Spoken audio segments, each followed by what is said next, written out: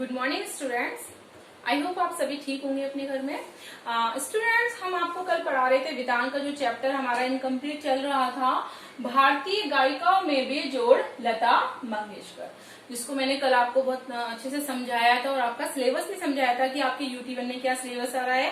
तो अपना जो चैप्टर बचा है उसको हम कंटिन्यू करते हैं। देखिए पेज नंबर 6। रंजकताओं का मर्म रसिक वर्ग के समक्ष कैसे प्रस्तुत किया जाए, किस रीति से उसकी बैठक बिठाई जाए।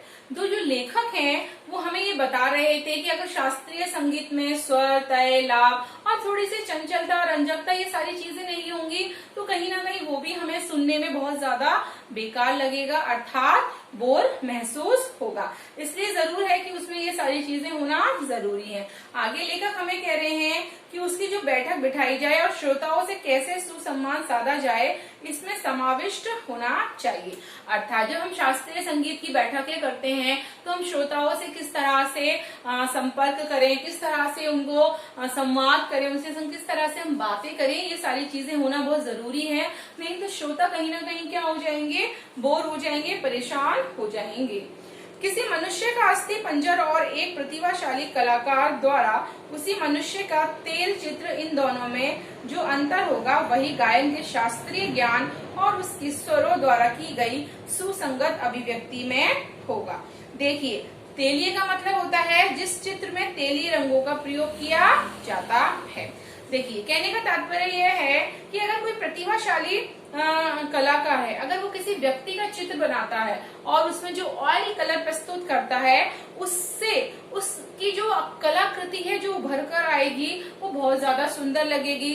और किसी ने अगर सिंपल सा चित्र बना दिया, नॉर्मल सा चित्र बना दिया तो वो अलग लगेगा। बिल्कुल आप इस चीज को बहुत अच्छे से समझ सकते हैं। इसी प्रकार शास्त्रीय संगीत में भी हम कुछ अलग तरह के सुर, तल, ये सारी चीजें अगर उसमें प्रस्तुत करेंगे तो वो भी कहीं ना कहीं हमें चित्र संगीत की तरह बहुत अच्छा लगेगा, बहुत ही सुंदर सुनने में लगेगा। उसकी जो हम फीलिंग्स है महसूस कर सकेंगे, अर्थात उस संगीत को भी हम बहुत अच्छे से महसूस कर सकेंगे। संगीत के क्षेत्र में लता का स्थान अव्वल दर्जे के खानदानी गायक के समान ही मानना पड़ेगा। देखिए, जो लेखक है वो बता रहे हैं कि हमें अव्वल दर्जे यानी कि बहुत ऊंचे दर्जे की थी लता जी, उनकी जो गायकी है बहुत ऊंचे दर्जे की है। तो कहीं ना कहीं हमें उन सारी चीज को बहुत ही अच्छे से स्वीकार करना है।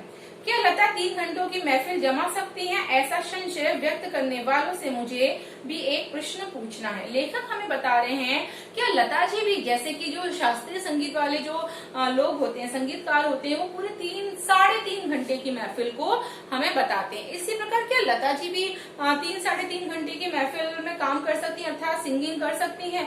लेकिन वो कह रहा है कि ऐसा मुझे संशय है, ऐसा मुझे संदेह हो रहा है और मैं अपना संदेह व्यक्त कर रहा हूँ आप सभी से और मैं एक प्रश्न पूछ रहा हूँ। क्या कोई पहली श्रेणी का गायक 3 मिनट की अवधि में चित्र का कोई गाना उसकी इतनी कुशलता और रसोकटता से गा सकेगा? वो कह रहे हैं कि जो पहली श्रेणी का मतलब है जो बहुत उच्च स्तर के लोग होते हैं, जिनके अंदर बहुत अनुभव होता है ना, एक्सपीरियंस होता है, बहुत ही ज्ञान होता है उनको, क्या वो व्यक्ति 3.5 मिनट में उस 3.5 घंटे की कहानी को प्रस्तुत कर सकता है, उस संगीत को प्रस्तुत कर सकता है? आई थिंक बेटा, मैं मानती हूँ शायद ऐसा पॉसिबल है। जिस तरह से हमारे टीवी में आजकल कॉम्पिटिशन्स हो रहे हैं, जैसे सिंगिंग का होता है, डांसिंग का होता है, तो आप लोगों ने भी देखा होगा जैसे डांस इंडिया डांस है, उसमें जो डांस आता है उसमें कहीं ना कहीं वो 3.5 या 4 मिनट का जो डांस होता है उसमें कहीं ना कहीं वो एक छोटी सी स्टोरी लेकर आते हैं, कुछ बहुत अच्छी कोरियोग्राफी होती है। तो शायद मेरा मानना यह है कि हाँ, हो सकता है।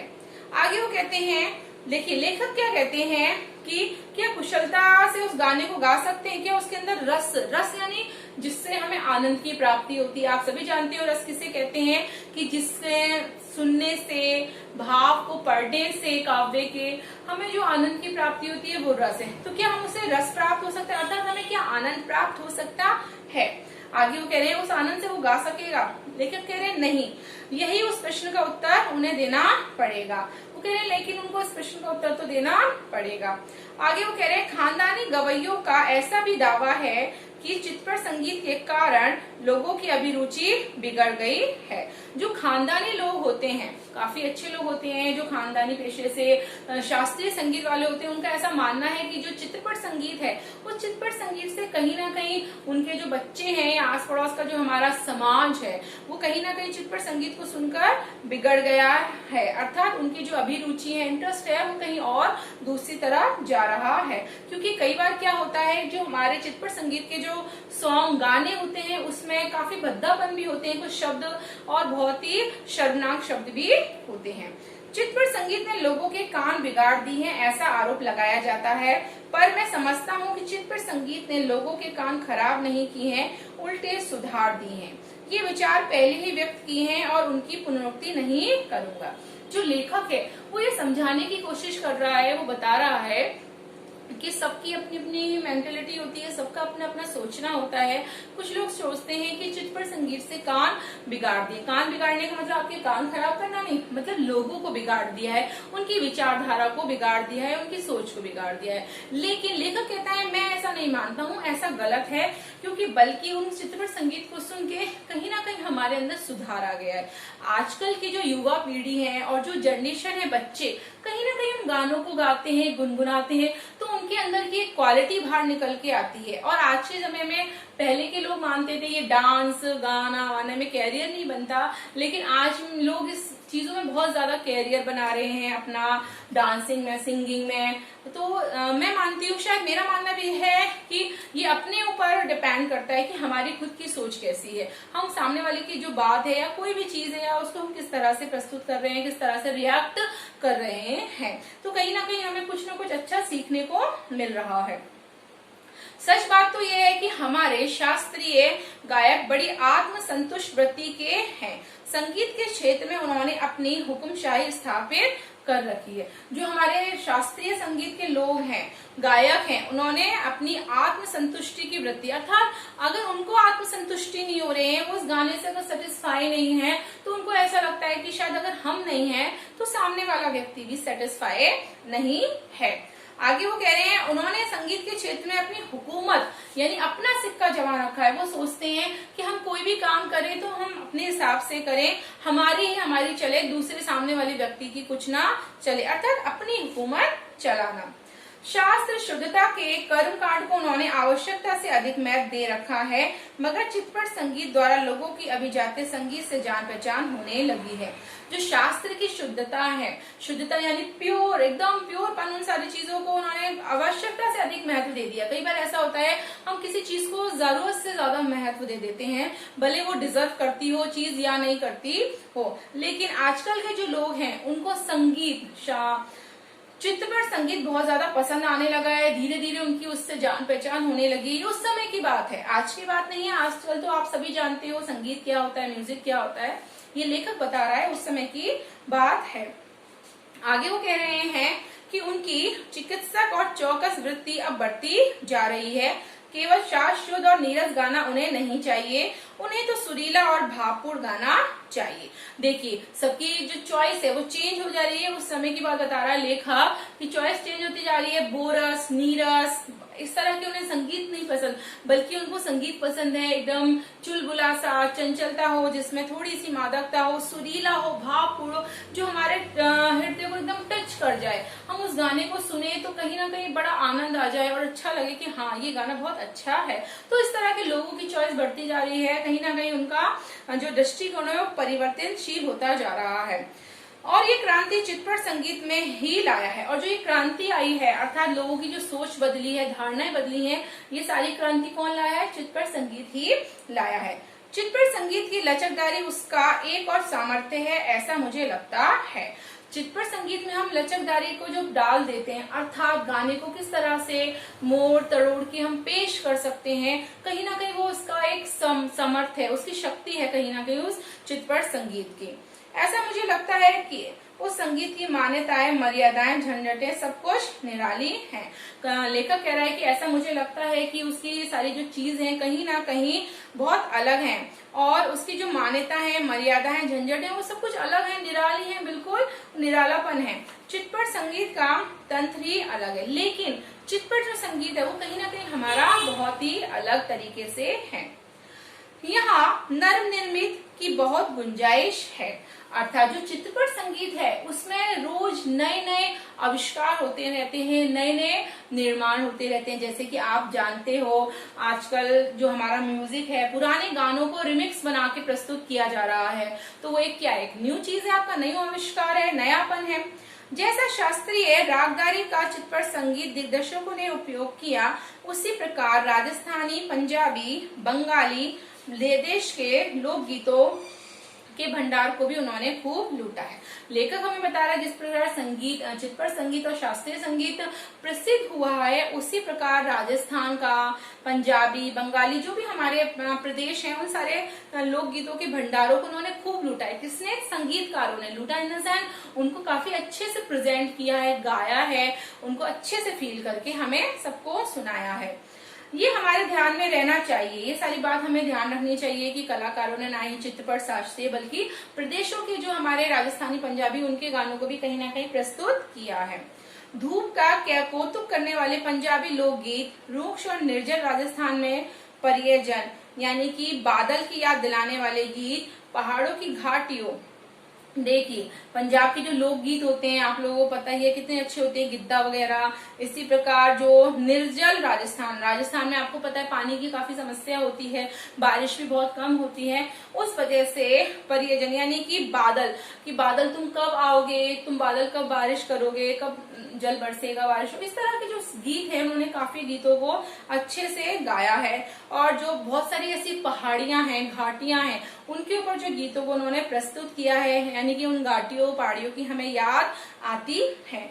खोरों में प्रतिध्वनि होने वाले पहाड़ी गीत, यानी कि अगर हम, जैसे आपने देखा पहाड़ों पर हम जब जाते हैं और हम कुछ बोलते हैं तो आवाज कहीं ना कहीं क्या होती है, गूंजती है। इसी प्रकार इस तरह के गीतों को उन्होंने प्रस्तुत किया है। ऋतु चक्र समझाने वाले और खेती के विविध कामों का हिसाब लेने वाले कृषि गीत। ऋतु चक्र यानी कि जो हमारी ऋतुएं बदलती हैं, गर्मी, बरसात, सर्दी, है ना, बसंत ऋतु वगैरह, तो उनके बारे में जो हमारे गीत बने हुए हैं, लोकगीत, उनको उन्होंने बहुत अच्छे से प्रस्तुत किया है। साथ ही कृषि से रिलेटेड बहुत सारे, ब्रजभूमि से बहुत सारे गीतों को उन्होंने कहीं ना कहीं मधुर आवाज में हमारे सामने प्रस्तुत किया है। आगे लेखक कहते हैं कि रसानुकूल उपयोग चित्रपट क्षेत्र के प्रभावी संगीत दिग्दर्शकों ने किया है। देखिए रसानुकूल यानी कि आनंद के हिसाब से, रस के अनुसार उन्होंने काफी प्रयोग किया है। किसमें? चित्रपट क्षेत्र में उन्होंने सारी चीजों का बहुत अच्छे से प्रयोग किया है और आगे भी करते रहेंगे। और आप जनरेशन आप लोग देख ही रहे हैं और आगे भी उन्होंने किया है। थोड़े में कहूं तो संगीत का क्षेत्र ही विस्तीर्ण है। वो कह रहे हैं, मैं शायद थोड़े में शॉर्ट में बताना चाह रहा हूँ, आपको समझाना चाहता हूँ कि संगीत का जो क्षेत्र है विस्तीर्ण है, यानी कि काफी फैला हुआ है। वहां अब तक अलक्षित, असंशोधित और अदृष्टिपूर्ण ऐसा खूब बड़ा प्रांत है, तथापि बड़े जोश से इसकी खोज और उपयोग चित्रपट के लोग करते चले आ रहे हैं। वो कह रहे हैं कि इसके बारे में वो बहुत अच्छे से प्रस्तुत करते हैं सारी चीजों को, और जो भी इसका स्वरूप है उसको बहुत अच्छे से प्रेजेंट करने की कोशिश करते हैं। फलस्वरूप चित्रपट संगीत दिनों दिन अधिकाधिक विकसित होता जा रहा है। लेखक बता रहे हैं इसके बावजूद भी हमारा जो चित्रपट संगीत है कहीं ना कहीं बहुत अच्छे से प्रस्तुत होता है, लोग उसको बहुत अच्छे से देखते हैं। ऐसे चित्रपट संगीत क्षेत्र की लता अनभिव्यक्ति सामग्री है, यानी बेताज बादशाह जैसे कहते हैं ना जिसको, इसी तरह हमारा जो चित्रपट संगीत है उसका जो क्षेत्र है, उसकी जो लता जी हैं, लता मंगेशकर जी हैं, वो सामग्री हैं, यानी कि कौन है, एक महारानी है। और भी कहीं पार्श्व गायक गायिका हैं, उनके साथ साथ और भी हमारी जो गायिका हैं वो भी हैं, पर लता की लोकप्रियता इन सभी से कहीं अधिक। आप सभी लता जी को बहुत अच्छे से जानते हो। लता जी इन कहीं सारी जो गायिका हैं उनसे बहुत ज्यादा अधिक प्रसिद्ध हैं। उसकी लोकप्रियता के शिखर का स्थान अचल है। उनकी जो लोकप्रियता है उनका शिखर यानी कि उसकी ऊंचाई का जो स्थान है वो बहुत अलग ही है, बिल्कुल निराला है, वो इतनी प्रसिद्ध हो चुकी हैं। बीते अनेक वर्षों से वे गाती आ रही हैं और फिर भी उसकी लोकप्रियता अबाधित है। अर्थात बहुत सालों से लता जी गाती आ रही हैं, अब तो काफी समय हो चुका है बच्चों उनको गाते गाते, लेकिन जिस समय वो नई नई आई थी इस क्षेत्र में, उस समय वो उनके कोई जीवन में कोई बाधा नहीं आई, उनके संगीत क्षेत्र में, गायकी में कोई बाधा नहीं आई और वो शिखर पर चढ़ती ही चली गई। आगे लेखक कह रहे हैं लगभग आधी शताब्दी तक जनमर पर सतत प्रभुत्व रखना आसान नहीं है। ज्यादा क्या कहूँ, एक राग भी हमेशा टिका नहीं रहता। वो कहते हैं देखिए हर किसी का समय आता है, हर व्यक्ति अपना अपना कार्य क्षेत्र में अपना काम आजमाता है। अब वो कह रहे हैं हर कोई व्यक्ति ज्यादा समय तक नहीं टिकता, लेकिन लता जी हैं जो उनकी सिंगिंग आज भी लोगों को पसंद आती है। वो कह रहे हैं और ज्यादा क्या कहूँ, एक राग भी हमेशा नहीं टिकता, अर्थात एक ही सुर राग को हम हमेशा नहीं गा सकते, हमें उसको परिवर्तन करके गाना चाहिए, चेंज करते गाना चाहिए, तभी हम कहीं जाके नया गाना प्रस्तुत करेंगे, तभी लोग हमारे उस गाने को पसंद करेंगे। आगे वो कहते हैं कि भारत के कोने कोने में लता का गाना जा पहुंचे, यही नहीं परदेश में भी उसका गाना सुनकर जो लोग हैं पागल हो उठते हैं। अर्थात लोग वो लेखक जी कह रहे हैं कि उनका जो गाना है कहीं ना कहीं बहुत ही लोगों को पसंद आता है, देश में बल्कि विदेशों में भी। अर्थात लता जी इतनी ज्यादा प्रसिद्ध हैं, इतनी अच्छी हैं कि लता जी का जो गाने हैं विदेशों में भी लोग बहुत पसंद करते हैं, पागल हो जाते हैं अर्थात उनके गानों को सुनकर। ये क्या चमत्कार नहीं है, और ये चमत्कार हम प्रत्यक्ष देख रहे हैं। लेखक कह रहे हैं क्या ये प्रत्यक्ष चमत्कार नहीं है, ये बहुत बड़ी बात है, बहुत चमत्कार की बात है कि लता जी के जो गाने हैं कहीं ना कहीं हमारे देश की बजाय हमारे विदेशों में बहुत ज्यादा प्रसिद्ध हैं, लोग उनको बहुत पसंद करते हैं। ऐसा कलाकार शताब्दियों में शायद एक ही पैदा होता है। बिल्कुल सही बात है, लेखक सही कह रहा है कि ऐसा कलाकार जो है वो शताब्दियों में ही पैदा होता है, यानी 100 वर्षों में एक बार पैदा होता है, जो जिसको इतनी प्रसिद्धि मिलती है। ऐसा कलाकार आज हम सभी के बीच है, उसे अपनी आंखों के सामने घूमता फिरता देख पा रहे हैं, कितना बड़ा है हमारा भाग्य। लेखक कह रहा है कि बहुत खुशनसीब है हम सभी कि ऐसे व्यक्ति को हम अपनी आंखों के सामने देख रहे हैं कि जो इतने ज्यादा फेमस हैं, और ऐसे कलाकार बार बार इस दुनिया में प्रस्तुत नहीं होते। तो इस प्रकार से लेखक ने अपना पूरे जो चैप्टर है उसको हमें समझाया है लता जी के बारे में। तो स्टूडेंट्स आपका ये जो चैप्टर है आज कंप्लीट हो गया है।